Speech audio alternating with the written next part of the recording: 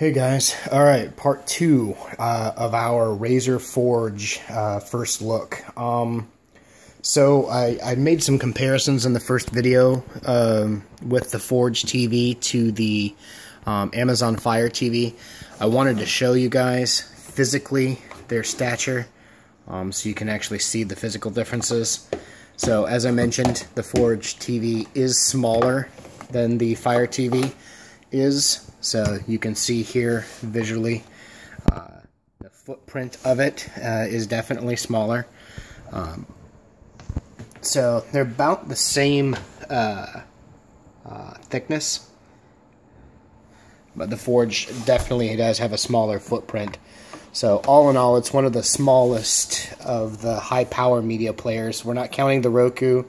It doesn't even register on the map specs wise for what the rest of these media players do. It just isn't. It's a Netflix and Hulu box. So as far as performance is concerned, I've got a couple issues. So it's fast. It's definitely powerful. It does rank a little lower on the N22 benchmark.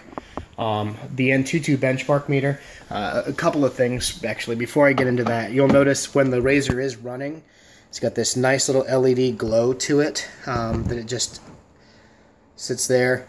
Once again, because it's a Razer, green is their thing, so you definitely get that nice little visual on the box. It does look nice. It's not overpowering. It's not excessively bright, so that it runs over anything.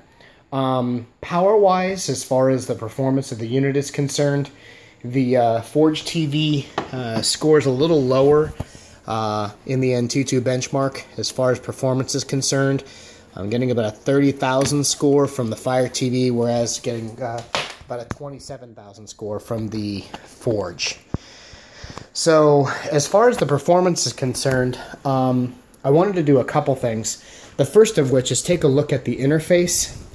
Now, taking a look at the interface, one thing I will make note of, we are using the we're using the Razer Forge controller known as the Serval. Let me take the mount off of it. We'll get the mount off. So, after having used the controller, I can say a couple of things. Yes, it has a great tactile feel to it. It moves very, very well as far as the actual feel of it when you're using it.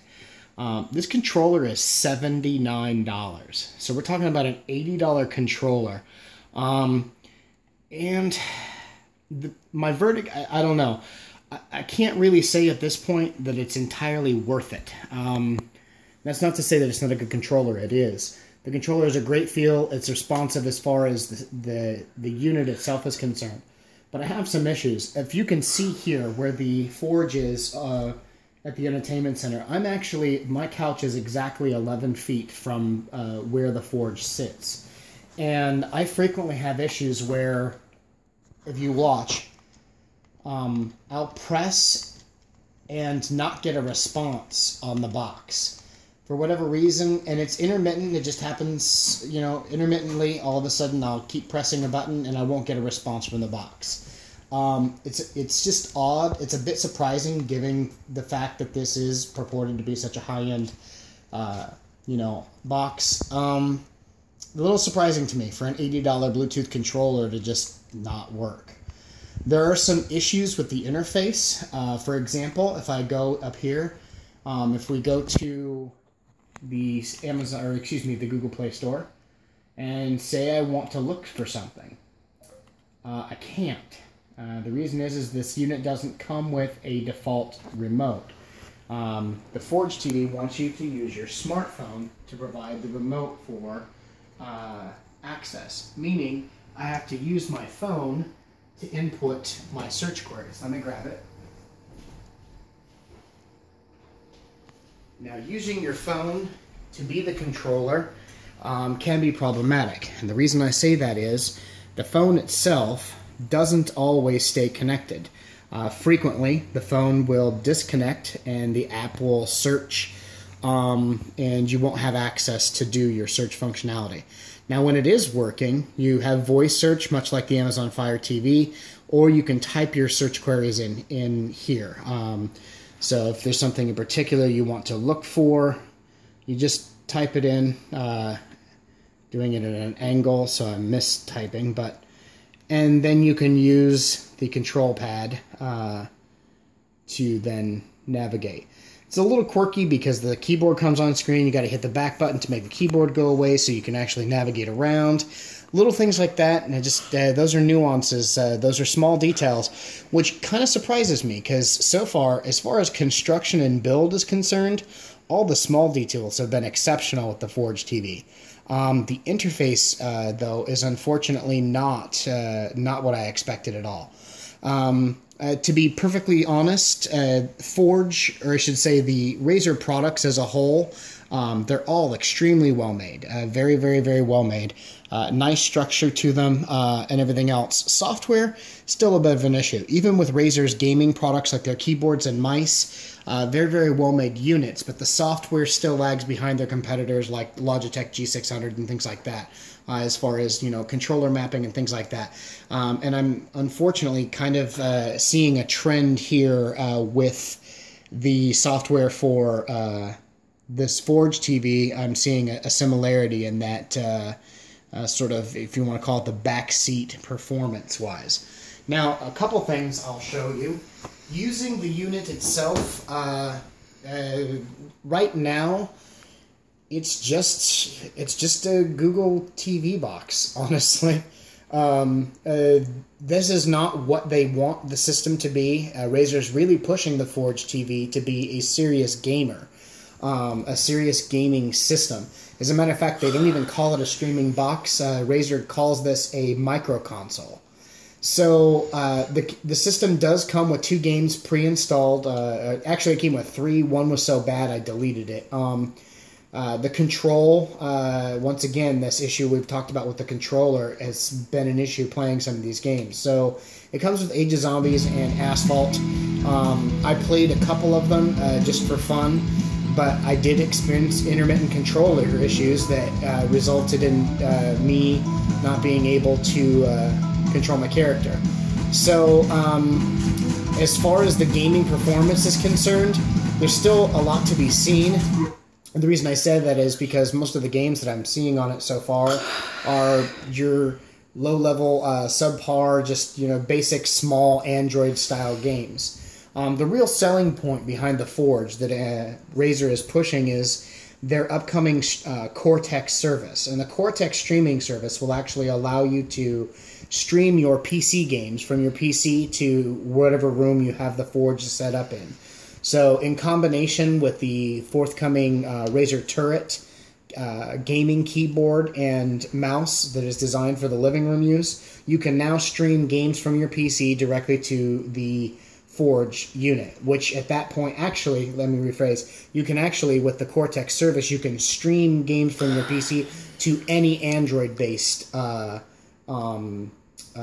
streaming box. So whether it's the Fire TV or the Google Nexus player or the Forge, you can stream to any of them with the Cortex service. That service is not live yet. We can't test it, so we've only got this content at this point to look at.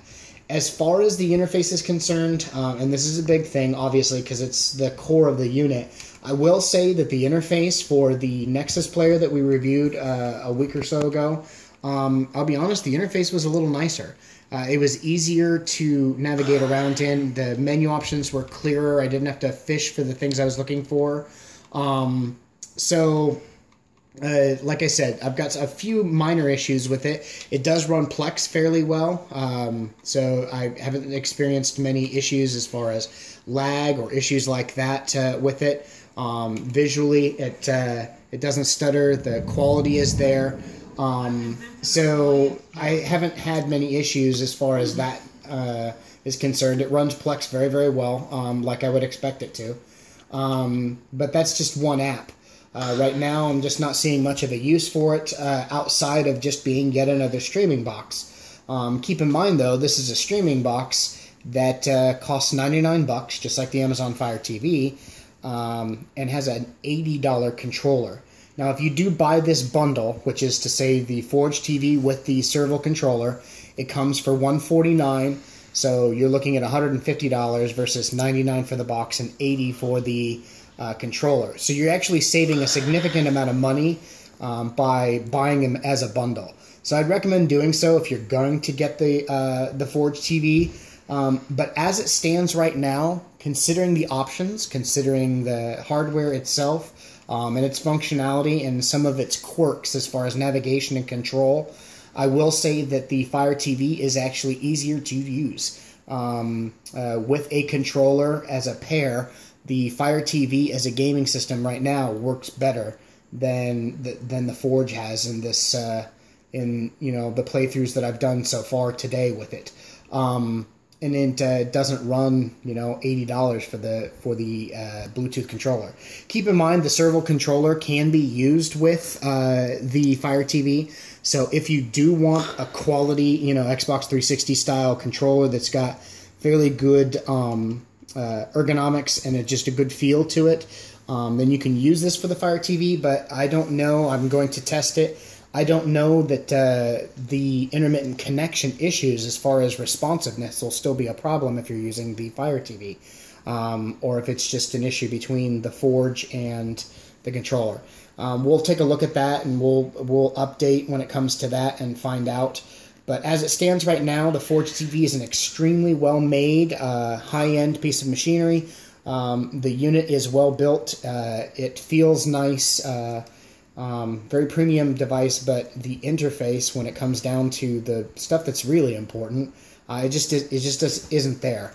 Once the Cortex service launches for it, we'll see if that makes a huge difference. Obviously, being able to stream your PC games into another room is a great feature, but considering it can be done on any Android device, once again, the Razer Forge isn't winning any additional notches in their column with those additional features.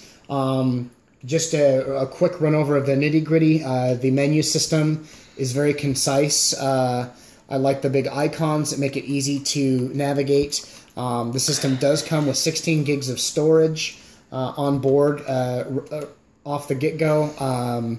11 of that or 12 of that is available when you start it up because of games and obviously the OS. Connecting the controller, I didn't do a basic setup and connection tutorial with this one like I did the Nexus Player Android TV, and that's because the process for it is almost identical. You do it directly through the website, enter a code, and everything just syncs up to all of your Google information and account. It's very easy. Setting up the controller was as simple as plugging it into the box, letting it recognize that the controller was connected, and then just syncing it via Bluetooth. So far, like I said, the system is good, but it's certainly not knocking my socks off.